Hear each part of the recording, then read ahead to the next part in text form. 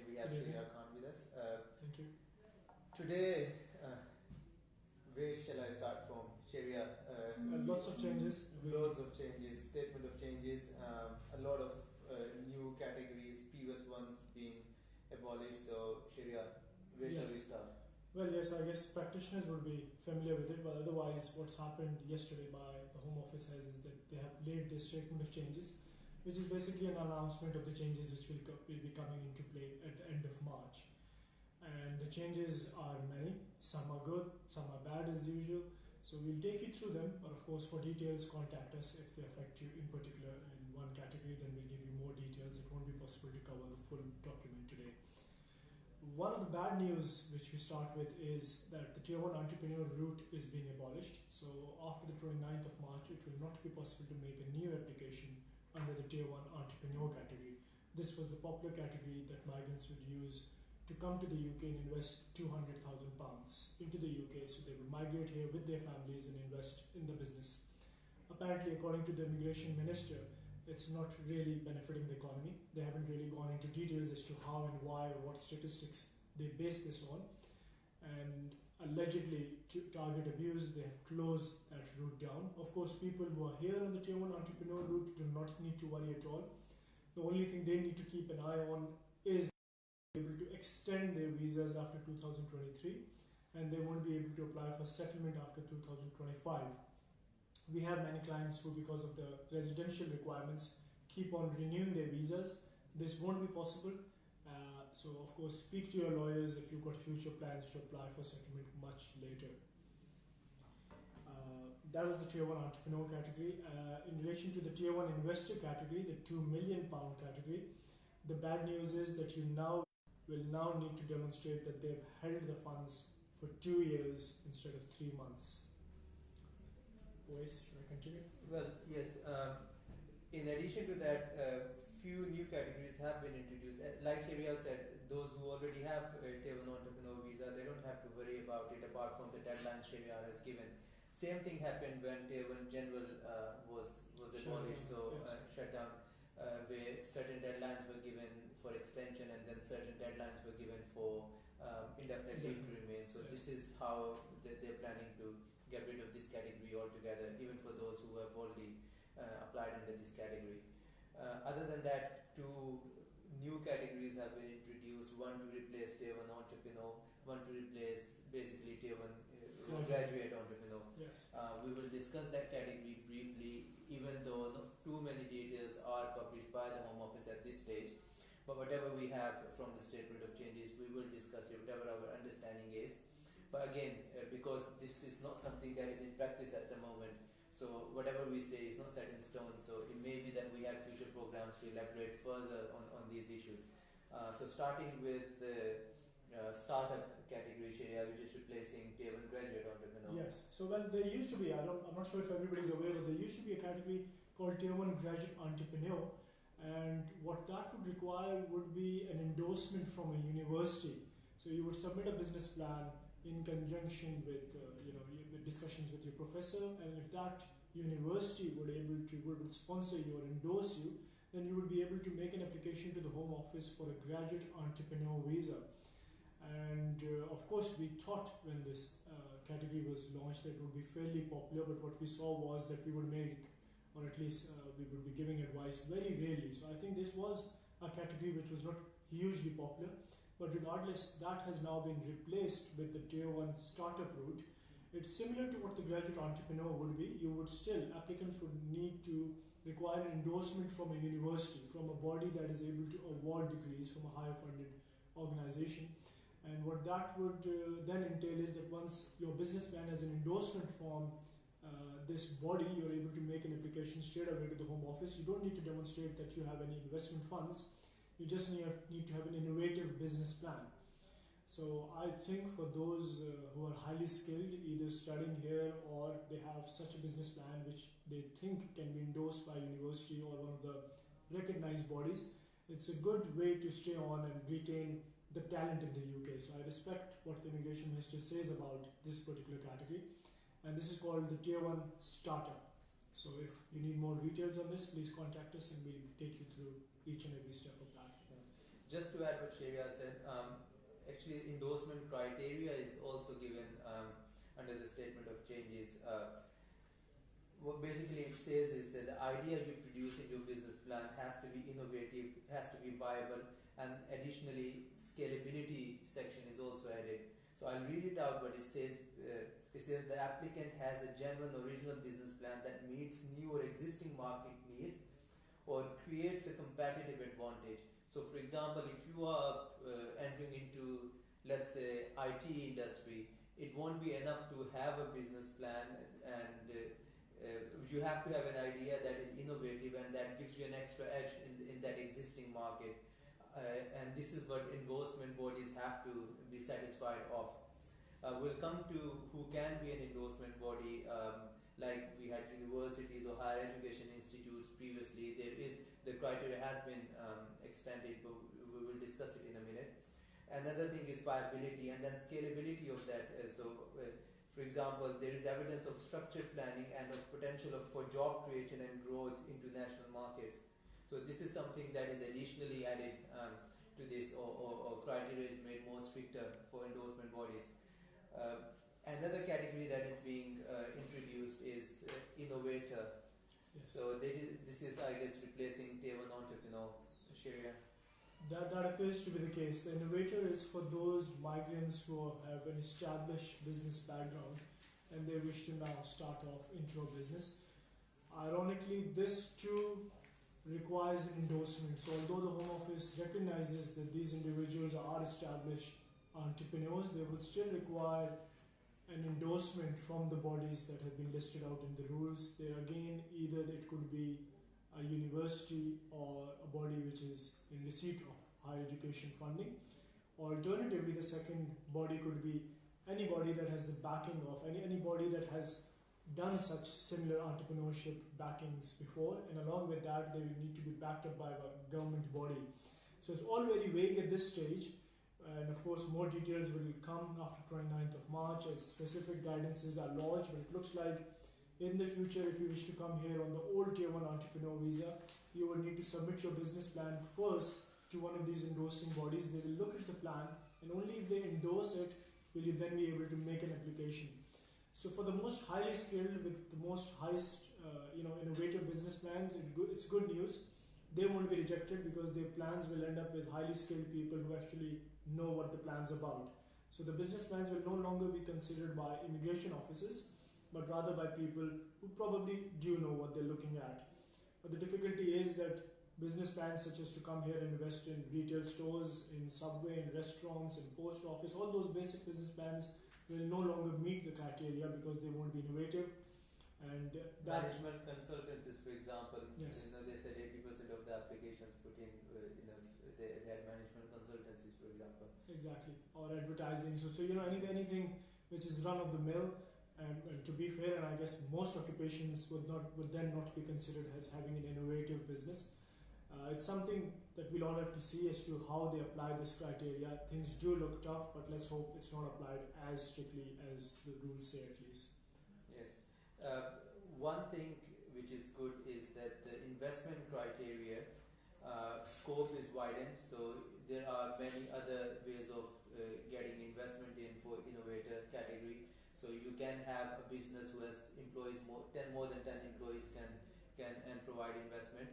First of all, investment is reduced from 200,000 to 50,000 for this category. It used to be minimum 200,000 pounds, and further, any endorsement body can also provide you funding. So I think that is probably in line with what we had previously as venture capital or seed funds, etc. Another important thing would be that if you can also have entrepreneurial teams. Yes. Even though £50,000 invested, every team member has to have their own investment. So £50,000 each, cannot be one amount of funding, £50,000 shared by two applicants. But as long as you have enough funding, £50,000 each, that can also be invested. They can invest their own money. They can get investment from different other sources. Yes. This is something that is something positive, I would say. I can see.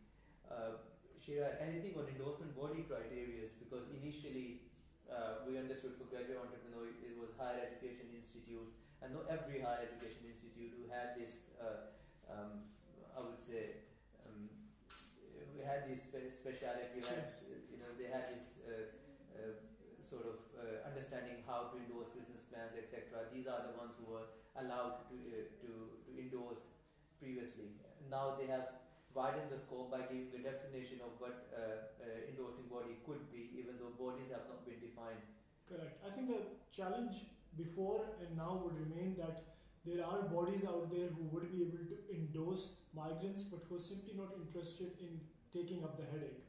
Because now the challenge is not only to give out an endorsement, but they would also need to undertake that they would review and have a checkpoint on the business. So every 6 months, 12 months, and 24 months, the body which endorses the business plan has to actually review the business and continue its endorsement. So it's a question of finding a body, a university or a government devolved body or a government backed body which will actually endorse your business plan, then review it after 6 months, review it again after 12 months, and then again after another 12 months. So if the universities see something in their favor, if a government body sees something that assists them, then of course they would be involved. But so far what we saw in the last few years with the graduate entrepreneur visa or even with the tier 1 venture capitals and seed funded backed visas, that these bodies themselves would not be really committed to entangling themselves in this whole immigration bureaucracy. How these bodies will now evolve, how they will function with migrants is something we will need to see and review. But of course, now that the tier 1 entrepreneur option is completely closed, there is no choice. People will just simply have to find a body which will back their business plan. So let's see how it plays out. It looks very complex, but all said and done, I don't think it's impossible. Yeah. I mean, when we say tier 1 entrepreneur category is closed, we still have time, like Sharia said in his opening remarks, until end of March. Yes. I think 4th of April is the deadline for. I mean, well, we can double check it. either way, what we're suggesting to migrants, to everyone, is that if you're all set with your funds for the last 3 months, or if you have a source of the funds and everything else is in order, you can still make an application. The safest period probably is before the 29th of March. That's right. So that's just a question of submitting the application. If you think your business plan is going to be ready a few days later, submit the application online. Of course, your appointment is probably going to be for a date after the 29th. So yes, for everyone who's preparing for tier 1 entrepreneur and everything was lined up, you need to submit the application now. Even for the tier 1 investor route, I've received number of queries where applicants are saying that they continue to believe that they will be able to show the source of funds, so why should they worry about the change?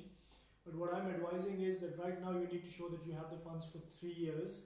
So if you're short by a couple of days, it's better to make an application now, because if you make an application after the changes, you will be short by at least 20 months, and then you will be showing the source, but the Home Office will not be impressed if you've only had the funds for 3 months or 4 months. And any successful businessman will know that they will not be happy to lock up £2 million, not use them and have them readily available just for immigration application.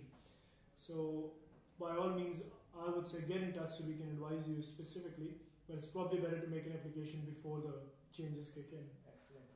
And now moving on from anything you want to add for No, I think that's it for the entrepreneurs and investors. Should we talk about stateless, the changes to statelessness? And the Appendix EU was also on the agenda, Yes. I would say.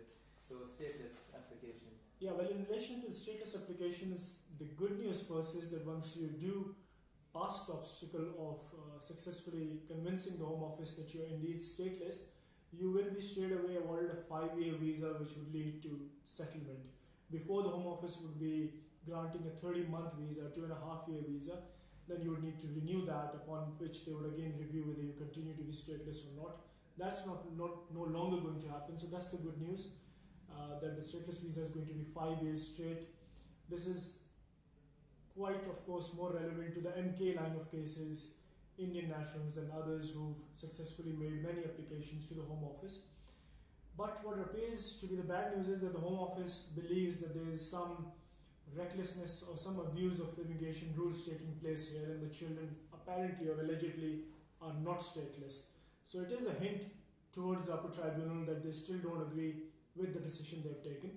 And now, in order to make the test for being stateless tough, what they've said is that it is not simply enough to show that you are stateless. you would need to show that you've actually made an application still to become a national of that country and that country still continues to resist you. You would also need to show that you basically exhausted all routes to try to register yourselves as a national of your country and it wasn't possible and continues to be not possible. So the test before would be that you would just simply make an application and say you were stateless for the last 5 years and you're applying for nationality under that route. Now you will need to show that you've actually, on a higher threshold, made many attempts and tried to register yourself. I'm not sure if I'm explaining this in the best way, but No, would you I agree? totally agree. I mean, there are no changes made actually to the Nationality Act itself. So MK, like Sharia said, still stands. Where if your child is living in the UK, born in the UK, lived there for 5 years, can make application for nationality. But when it came to making an application under paragraph 14 and subsequently paragraph 402 and 416 for stateless applications for leave to remain, like Sharia said, the time frame is extended from 30 months to 5 years, but criteria is stricter even further. So previously there were some cases where applications were granted for leave to remain where you could show that your relative embassies or consulates are not registering the applicants, but now you have to actually show that you have made all the efforts, like Sharia explained, to obtain nationality of the relative country or country of your parents, but you have been refused. That is for the leave to remain criteria. So when it comes to nationality applications, apparently there is not much change. There is no direct change when it comes to nationality yet. So for those applicants who have already had applications pending whose children have lived there for 5 years, they don't have to worry about it at this stage. In future, I think this is something Home Office is heading towards, where this is something they think as a floodgate opening for certain countries, where it's a positive encouragement not to register their children with their relative embassies and then wait until they finish 5 years and make a nationality application. So this is something that will be changing. Other than that, Sharia? But I guess one separate change from these particular statement of changes is that previously there was confusion that you actually need to wait 5 years before you make a nationality application for being stateless. But the upper tribunal has recently granted permission, and there's been more clarity on the fact that as long as the child, at least for Indian nationals, as long as the child is over 1 year old, that child would normally be considered stateless and he should be granted before a 30-month visa, now a 5-year visa. But of course the test is stricter. We'll discuss that in person then with each and every client. Sure. Moving on to Appendix EU, for in case of no deal Brexit or in case we have a deal. Yes. Yes. So do you want to start off with the European Sure. nationals? Yeah. Sure. My understanding, especially there is a whole section in the statement of changes as well. If in case of no deal, any European national who enters before 29th of March this year, 2019, can continue living in the UK under the same criteria they are at the moment. Yes. Under EA regulations. These regulations have been converted into Appendix EU, made part of the rules, including their family members. So in case of no deal, any European national or their family members who enter before 29th of March can continue exercising same rights as they are exercising now. In case we have a deal, then this deadline is 31st of December 2020. So anyone who enters before that date, European nationals, their family members, they can continue. If they do not meet criteria for permanent residency, which is obviously 5 years residence in the UK and exercising their rights like they were before, what we call treaty rights, we won't be calling them treaty rights Yes. after 29th of March, then they will be granted further extensions. Correct. Including their family members, so they finish that 5 years criteria and then apply for permanent residency. If anyone who has already finished it can apply before 29th of March. If they finish after, they can apply after. So this is what my understanding is from That's pretty much that. But I have many European nationals who believe, or there's confusion on the fact that if you already have a permanent residence card, that you don't need to do anything. That is incorrect. even if you do hold a permanent residence card, you would still need to convert that to a settled status. There used to be a £65 fee for that, they've scrapped that, and even for those, if the system is not updated, and for those people who have paid the £65, they would be receiving a refund. So apparently this whole scheme is going to cost the Home Office close to about £450 million, and that's why they were justifying that some migrants had to pay £65 each, but that was still half the cost. They've scrapped that completely after campaigning by various bodies. So the important thing to bear in mind is that even if you're holding any residence card, don't be comfortable thinking that this is enough. If you have a residence card, you need to change that to a pre-settled status card, and if you have a permanent residence card, you would need to change that to a settled status card. Yes, and also other categories under EA regulations. For example, there is a route called Surinder Singh route. Then you have derivative right applicants who have visa under derivative right. Yes. You had Zambrano cases and Chen cases. Yes. All these criteria, all these categories have also been incorporated into this Appendix EU. So these categories will continue, but under the same criteria. If you are eligible before 29th of March, up to 29th of March, make this application in case of no deal Brexit. Yes. And if there is a deal, then deadline is extended even for these categories up to 31st of December 2020. So same deadlines are applicable under these categories as well. Yes. Also, right of appeal for... Yeah, the right of appeal is quite a good news. Of course, we knew there as a matter of law that there is rights of appeal now for extended family members, but now again that's relatively part of the statement of changes, so that's going to be, there will be no more confusion whether you're under the old rules or under 2016 legislation. If you're an extended family member, you're entitled to a right of appeal, number one. And number two, of course, what OS was just saying about the Surinder Singh cases, even they will be entitled to make applications under the extended family member route. Excellent. Is there anything else you want to add? No, I think that's a very brief synopsis. Of course, it's very difficult to talk about 300 odd pages and cover all of the statement of changes. So if you have any more questions, contact us and we can give you more detail on what changes are coming up. Excellent. Thank you very much, Shreya, for your time. Thank you very much. If you have any questions, please email us. You can go to our website. There are certain articles there on the statement of changes. You can read them. Or if you have any questions, please feel free to contact us anytime.